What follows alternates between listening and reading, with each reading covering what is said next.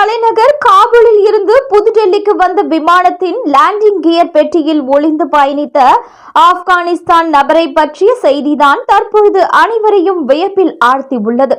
ஆப்கானிஸ்தானின் காபூல் விமான நிலையத்தில் இருந்து புதுடெல்லி வந்த விமானத்தின் லேண்டிங் கியர் பெட்டியில் பதுங்கி இருந்தபடி பயணித்த 13 வயது சிறுவன் செப்டம்பர் 21 அன்று விமானம் மூலம் புதுடெல்லியில் தரையிறங்கிய பொழுது விமான நிலைய அதிகாரிகளால் கண்டுபிடிக்கப்பட்டார்.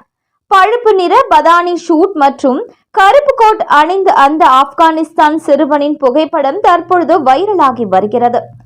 அதிகாரிகள் நடத்திய விசாரணையில் ஆப்கானிஸ்தானின் குண்டூஸை சேர்ந்த அந்த சிறுவன் காபூல் விமான நிலையத்திற்குள் பதுங்கி ஈரான் தலைநகர் தெஹ்ரானுக்கு செல்லும் விமானம் என தவறாக நினைத்து டெல்லி செல்லும் காம்கேர் விமானத்தின் கியர் பாக்ஸில் ஏறி ஒளிந்து கொண்டுள்ளார். அந்த சிறுவன் ஒரு சிறிய சிவப்பு நிற ஆடியோ ஸ்பீக்கரை மட்டுமே கையில் எடுத்து சென்றுள்ளான். அது தரையிறங்கும் பொழுது அதிகாரிகளால் மீட்கப்பட்டது. 1.5 மணி நேரத்திற்கும் மேலாக சிறுவன் கியர் பாக்ஸில் ஒளிந்தபடி 1000 கிலோமீட்டர் பயணித்து புதுடெல்லி இந்திரா காந்தி சர்வதேச விமான நிலையத்தில் காயமின்றி தரையிறங்கியுள்ளார்.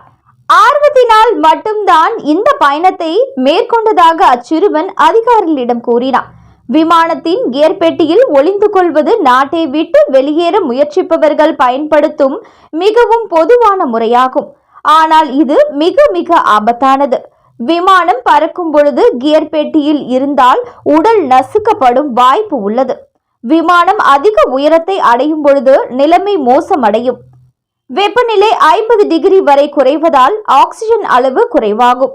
இதனால் இப்பெட்டியில் பயணிப்போர் உயிர் பிழைப்பது கடினமான காரியமாகும்.